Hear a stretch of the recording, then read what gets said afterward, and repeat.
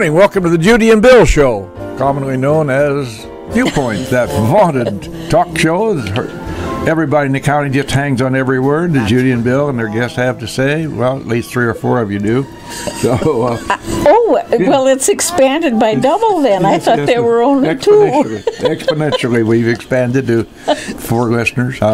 Golly. Anyway, you'll recall, Mrs. Reifsteck, that we always try to start Viewpoint with a kudo. Very good. I noticed in the paper the other day where a young fellow named Daniel Hawkins made Eagle Scout. Yes. That's a big deal. That is.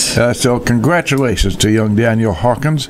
I don't know a thing about the young man, except that he's got some stick-to-itiveness. Oh, my. That's not an easy achievement.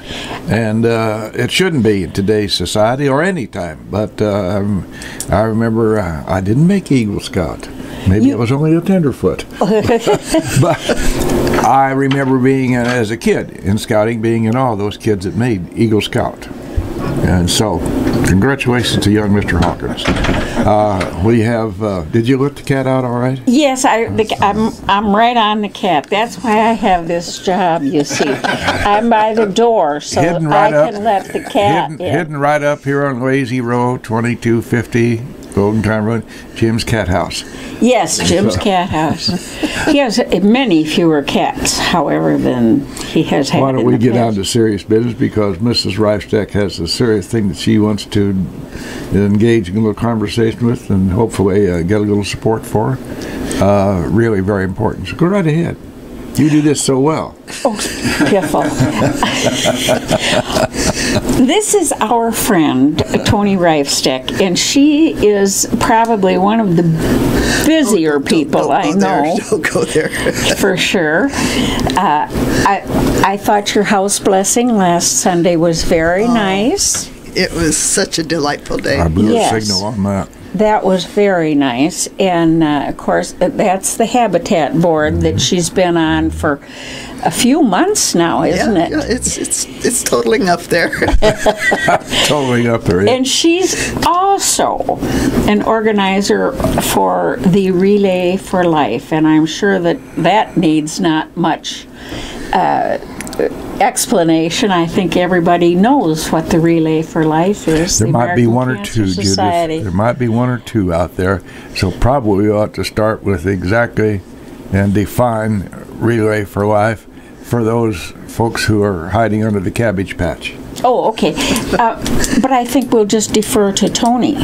Oh, absolutely. Absolutely. So, Mrs. Reifsteck. You've been associated with this for a while, haven't you? Speaking of relays, we pass the baton to you. Thank you. And thank you for the opportunity this morning. I might add to your kudos. So, Bill, you may think you're too old to become an Eagle Scout, but I understand a few weeks back, one gentleman was in his 80s and got his Eagle Scout with Really? I missed that. Oh, that's amazing. News. Yes. How interesting. And I think it was in Springfield, but I'm not sure. Isn't that interesting? So you're not too old, Bill. I may be on some of my merit badges. I would come up short. Well, right now, especially while he's got one hand completely wrapped up. Yeah. After his bad accident. Yeah, I'd like to tell you folks, if you're trimming tree limbs, get your hands out of the way before the limb comes off. Otherwise, you're going to lose the whole half of the back hand. So, for the back half of the hand. So, in any event, Toni, let's. Well, thank you for this Relay for Life is. My mother-in-law before I was married, but she knew she was going to be. Died of cancer. That was my first experience with cancer, and I was kind of one of the caregivers for her. And then so many people since then, and I've had quite a few in the last few months that have heard that horrible word from their doctor: you have cancer. And that's what Relay for Life is all about. It is being a support group and also a fundraising experience to find research and assistance for these people who have heard those horrifying words. And Relay for Life this year will be on Saturday, June 17th. And we've changed the hours. It used to be a 24-hour thing. We now are going from 3 o'clock in the afternoon until 10 o'clock at night. 10 o'clock. 10 o'clock. We won't go till midnight. Some of us can't stay up at past 10. Well, it was that, and after the luminaria and the reading of the names, there are people that can't stay awake. We've had a lot of sleepers in their tents through the years, but it also drew away from the experience of the balloon launch because there would only be just a handful of people, and we wanted more people celebrating the balloons, which is prayers to the sky for this cure for this horrible disease. And some inroads are being made. Oh yes, there's prostate cancer. They've really got some remarkable steps forward in that. Well, in all of them. In fact, we all know the name Jimmy Carter.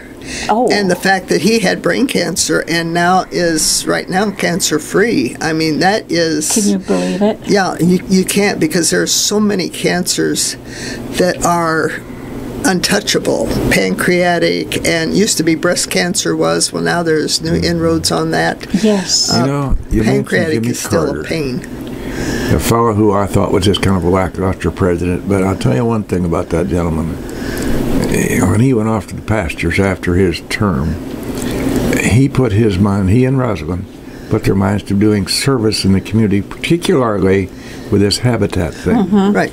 And boy, you just have to take your fedora off to those folks. Not seeking any more limelight, no more publicity. No. They just go along and do their thing very quietly. Some folks don't have the... Or for as.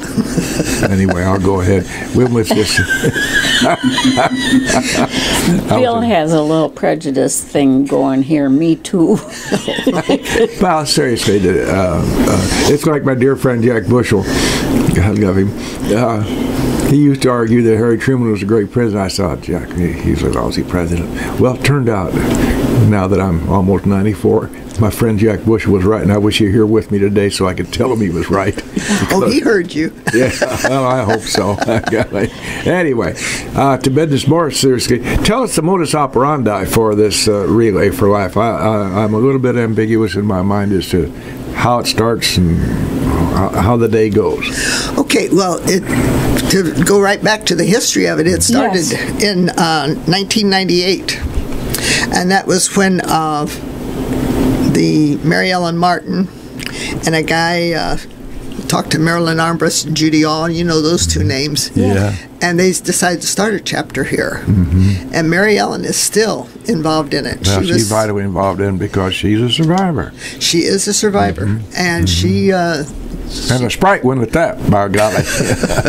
Well, and survivors are the ones that are passionate that keep pushing this because... Relay for Life and the folks in it are a support group. And now there are folks, that being said, there are people who are survivors who are very private, and they don't want want their name on the list. They don't want the shirt, which everybody wears purple that day. They don't necessarily want the medallion with the pins. I have one of those tucked in my pocket too. I'm not a survivor, but my husband and my daughter are both survivors. So that keeps me looking for ways to help people, support people, and this is the best way to do it. A lot of other groups have come off of the American Cancer Society, so you get cancer attached to a lot of different things. Yes. But American Cancer Society and the Relay for Life, the percentage of the funds that go to research are the highest of any of the groups. Is that right? Right.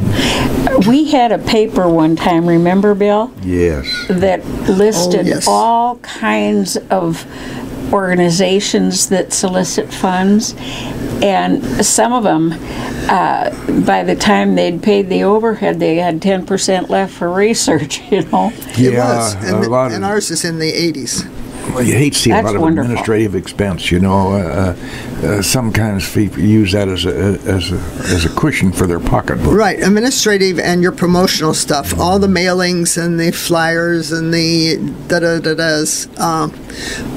We have some overhead, of course, and the survivor shirts are free to the survivors. That is a gift to them. That is, hallelujah, you celebrated one more birthday. You rang the bell coming out. Yeah. Right. Yeah. And that's a very, very emotional day for them. And this year it's going to start, well, it's already started because the Atlanta Northern Lights group has already had a fundraiser that goes to Relay for Life. But I'm just going to give you some of the people that support this besides those of us on the team. Country Air Restaurant here in Atlanta is going to do an all-day 10% sales to it on Wednesday, next Wednesday, the 17th. And then there's the Culver's is going to do it on June 7th all day. You might know something more about that place. Yeah, I get my fix every day. Then on Wednesday, June 21st, 10% of all sales at El Mazatlan restaurant, the Mexican restaurant. And then we have all-day campaign on, lost it. No, 10 to 2, the IGA sandwich stand will be working that. So all those people have supported us with funds just for the idea. Everybody's been touched by cancer. A friend, a family, personally, or something. Well, there's hardly a family who hasn't been touched. No, there isn't. Really, I mean, I can't imagine anybody. If you want to get the tear ducts flowing, we have some children in the community. They have what they call their recess for Relay for Life. West Lincoln Broadwell, Washington Monroe, Northwest, and Adams so far have signed on to do one. And when they have the children who are affected by cancer, they have them stand up. There are children out there with cancer, fighting cancer in our community. It just blows your mind. But then you have another group. If you have somebody in your family and more kids stand up, before they finish with the 4 things, more than half of the kids are standing. Well, really? I believe you. I believe you. That are touched by cancer, a family member, a friend, or something. It's so pervasive. Does the Cancer Society, in all its seeking for cures and help for these people, find that the incidence of cancer is growing or not? Well, the incidents, I think, are growing, and you hear that all the time. We have a high percentage of breast cancer in this area for some cock and bull reason. Because detention's better, or because the air is worse? No, detention's better, and people are more aware of the fact that if you get an early diagnosis, your chances of survival are much, much higher. So I think it's a two-edged sword. As bad as it sounds, it's better to be detected early. So that as whether there's more, I think we just hear of it more. Well, that's probably true. It's probably been around forever. You know, I used to hear people say every once in a while that, well, they'll never have a cure for it because they're making too much money off it. Oh, that's true. And that used to make me just cringe. Yeah. I can't, you know, there are a lot of corners of the world where people aren't too good, you know. But I can't imagine anybody being so awful that they would stand in the way of progress fighting this horrid disease. I think anymore it's, if I can find a cure for this, that's more exciting and better for the world than if I... Oh, my. Yeah. And you know, sitting in a classroom someplace as a child who knows chemistry better than I'll ever understand it, that is going to find a cure that will just blow our mind. So, and that's why all of us with Relay for Life work to that end. Cara Butel is our leader, and she's coming up with new ideas, new people in the group that have new ideas. So we're going to have a tapestry, a canvas at the relay, and everybody that, as they complete a lap, they're going to do a brush stroke on it, and that's going to be auctioned off at the auction. So, all kinds of things going on for Relay for Life. Well, and I'll tell you, you mentioned the word lap. Tell us where they start and where they finish on this run. Okay. It's all going to start differently this year. For the first time, we are going to have the Survivor Dinner on Wednesday prior to the relay. And invitations are going to be sent out June 1st. I know that because that's part of my job. But the invitations will be sent out lady. June 1st, and it's going to be held, as usual, in the old gym at Lincoln College. Lincoln College is a great supporter of this. Where? Oh, yes. It will be from 5:30 till 7. It is a free meal to all of the survivors and one guest. They can bring their husband, son, daughter, grandmother, neighbor, whatever. And then at that time, they will be given their survivor shirt and their medallions and pins if they are a new survivor. Just a pin if they... Then we skip over to Saturday. And at 2 o'clock, I'll be there registering people. It officially opens at 3 o'clock. And at that time, we will have the laps of all the teams. We have 22 teams this year so far. People, listen up. You can still sign up a team, and you can join a team. Now, there's a fee to join. No, there's no fee to join. Oh, there's no fee to join. I No thought fee that was to part of join. fundraising. We had a fee a few years back, and it was not a pleasant conversation. Yeah. So I all of just our thought that'd be a part of it. right, all of our donations now go to the thing, and if you want to give, Sponsor somebody to run or something like that. if you want to sponsor it.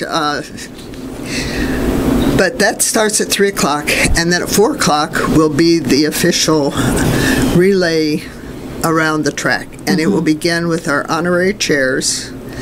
And Did you tell us who that is? I don't have the second name yet. She hasn't conceded, so... Well, let's just kind of put a little pressure on it. That's why my mouth is so big, so I can get both feet in it. Well, no, I wanted that, and I've been talking this week, and I wanted that so bad this morning, but I don't. And but one is one of our high school students. Great. So we have a young person, and then we will have a second person. But you mentioned the track. Are we using the high school track out there? No, it's Lincoln College. Down by the new building, down by the new gym, and it will start at 4 o'clock with the survivors and then the caregivers, and then we'll walk consistently until 10 o'clock that night. There'll always be somebody on the track walking and doing a brush stroke on the canvas. During that time, I'm going to get my hours out here. During that time, from 4 o'clock until 7, there will be a luncheon supplied by Lincoln College for people who want to buy food that might get hungry in that 7-hour span. So there will be food available. Because we don't have the buffet like we had before. If I may have an aside there just a second. Our food service department at Lincoln College does a tremendous job. We lost Kurt's daddy, Warren, and everybody had some concern. And by golly, Kurt has stepped up to the plate and swung a big bat, and we just do a great job out there for our community, for our kids. I remember when my grandson Jerry was there, and I said, Jerry, I knew him pretty well what's going on. And I said, how's your food? Oh, it's okay. Well, he graduated and went on to Western. Got up Macomb, came home one weekend. I said, how's the food? Boy, he said, we had it a lot better at Lincoln College. I digressed there just a minute to give a little plug to Kurt and all of the folks out there. They do a great job. He gave me his menu, and from 4 to 7, he's going to have either grilled hamburger on a bun, chicken strips, Johnson brats, macaroni and cheese, baked beans, fruit display, diced fruit, potato salad, macaroni salad. How can the public come and buy a lunch? Yeah, this is for anybody that comes by and that's on the Johnny relay. Smith off the street can bring Mrs. Smith and go buy a sandwich or something? No, I'll walk you around the track first, and then you can go buy a sandwich. Okay. I don't know, Jim, can I get around the track? No, we encourage anybody in the community to come to this and be a part of the walking the track, the activities. We have all kinds of entertainment going on, but we'll also have other little walking tacos and stuff. Toni, like that. I'd like to encourage everybody out there in the ether world to pay strict attention to right now, because we have what's known as sponsors, and Mr. Ash is now going to give them their airtime. Karate Jim. Kudos to them. And we're right back in the live here in the studio, WLCN, high up here on Crazy Row. Our guest this morning is Toni Reifsteck, a lady who somebody may have run into her from time to time. She just does a few things around the community. She doesn't have much time to go to Old Joe's, and she's a very busy lady. And our subject this morning is a serious subject. I do not want to be facetious about this at all.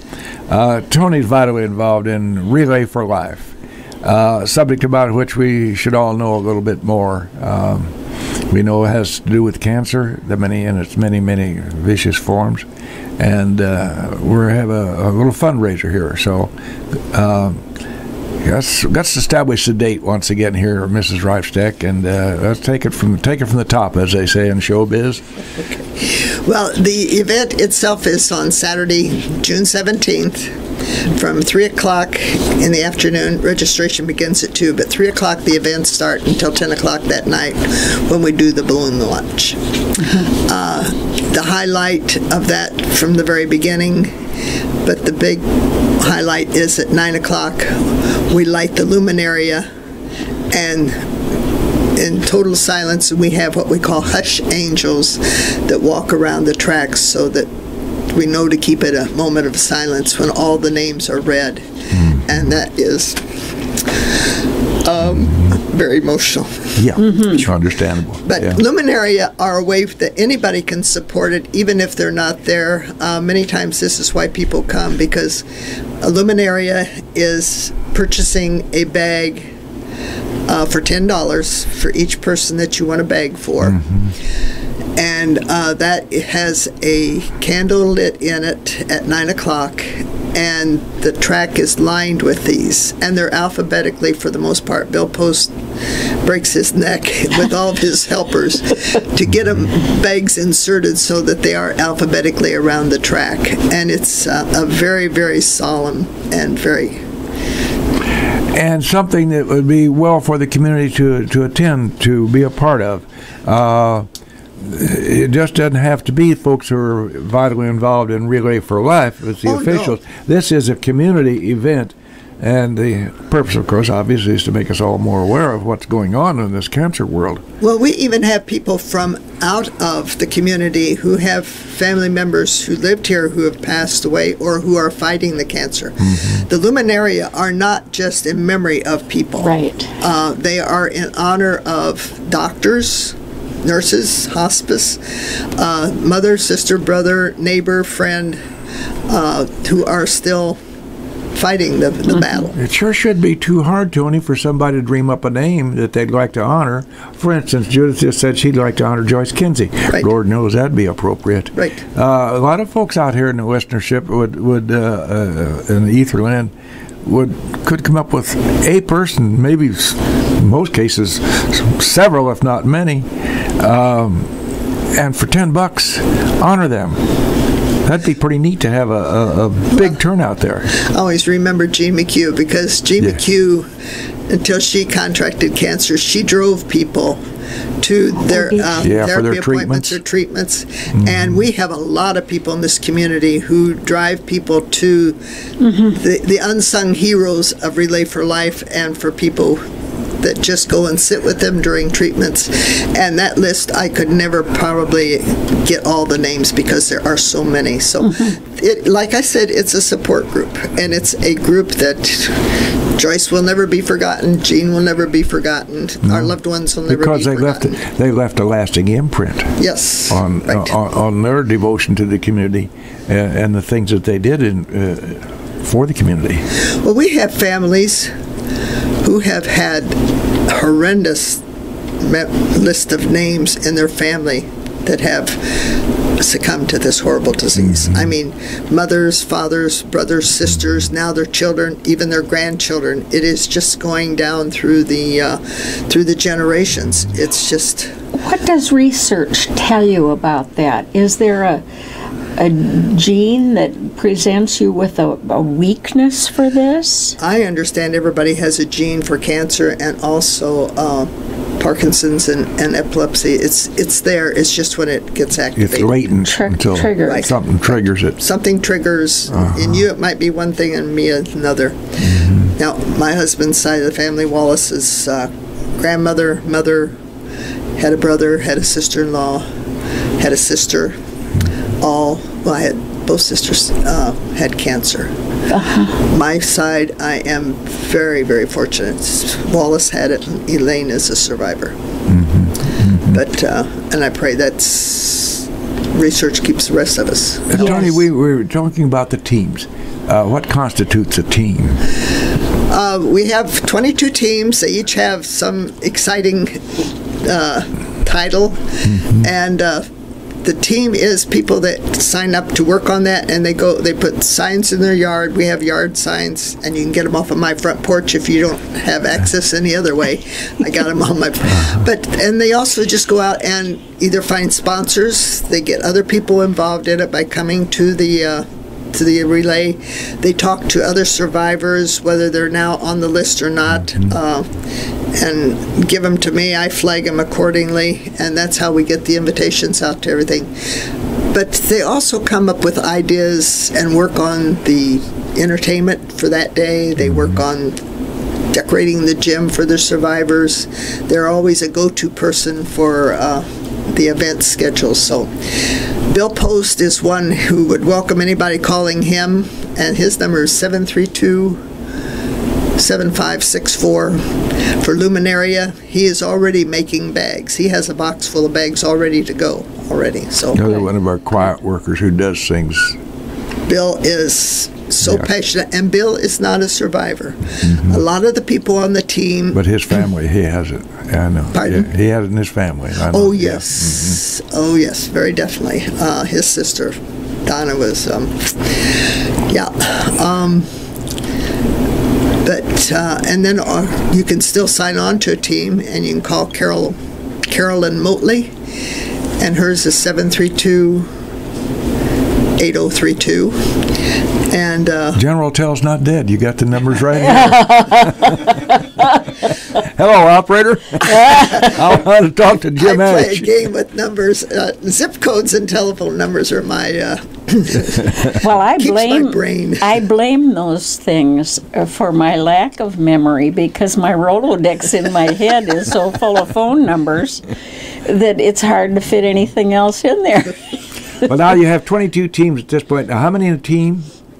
It can be from 2 to 6 or 8. 22 or 80, yeah. There is no limit. There used to be a limit on, and you had to do a second team if you had over 15. There is no limit on your teams. You'd like to have 5 more teams to fill out the whole complement. Right.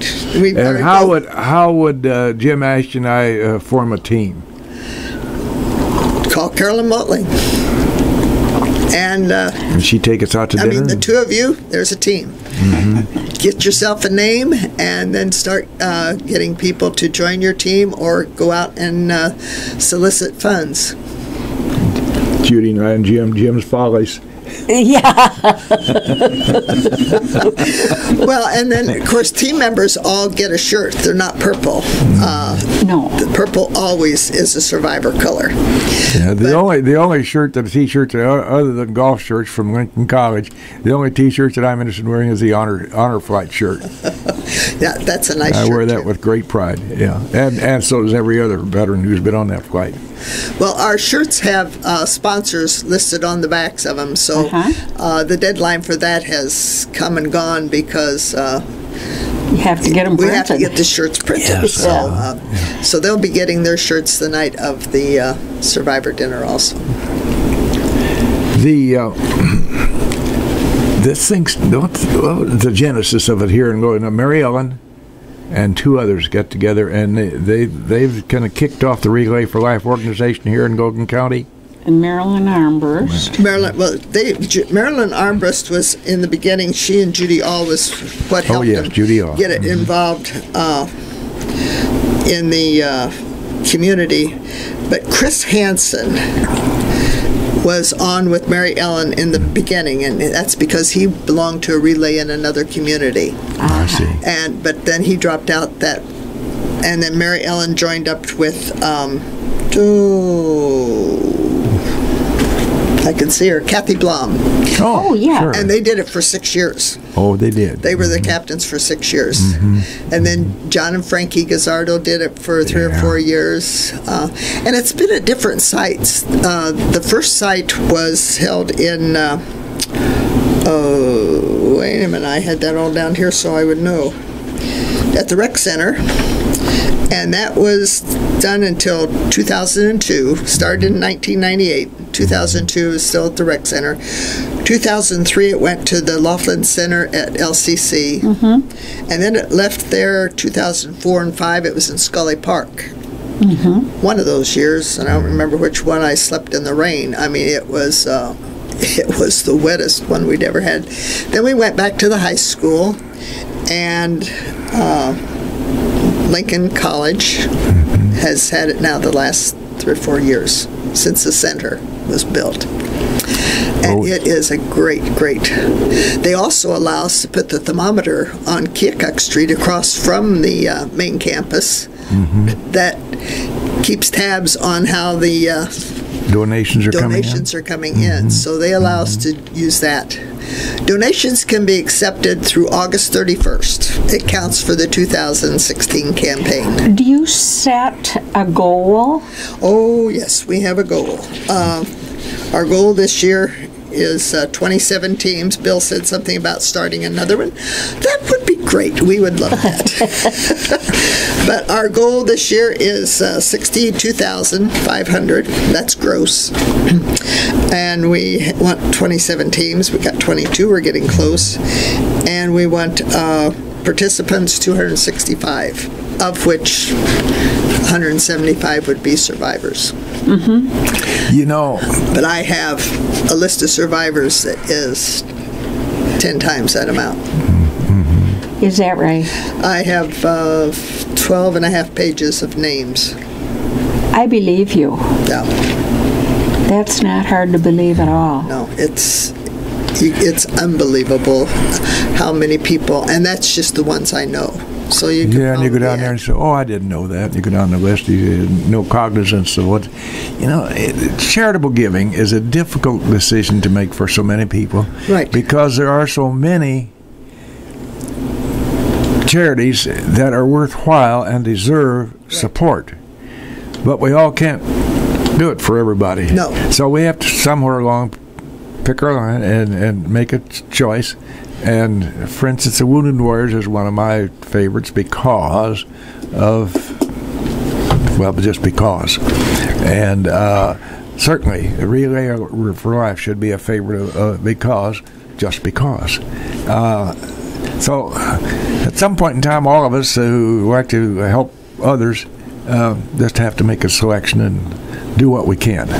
Well, and that's why I stay very heavy with Relay for Life and Habitat, because it's a humanitarian thing, and they're local. I pray that there's a cure. I would love to be alive when they say they have totally cured cancer. That would be the greatest thing. Oh, that would be so grand. Is there a country where it's more rampant than any place else, as far as you know? I don't know, because you have so many countries with phantom and other health issues. Oh my. There's no way they can detect if it's cancer and stuff. So it's, I honestly don't know. Are you, we're not that far away from mid-June. You know, here we are. No, we're not. Here we are. Today's the 10th, and on the 14th, we will, a month and 3 days from now, we'll be having the Survivor Dinner, and it's coming very quickly. Moving right along. Moving right along. Doesn't time just do that? Are there any, have you incurred any roadblocks, any disappointments, Toni, as you work on this project this year? Well, of course, I'm always... You're always upbeat. Well, no. Yes, you are.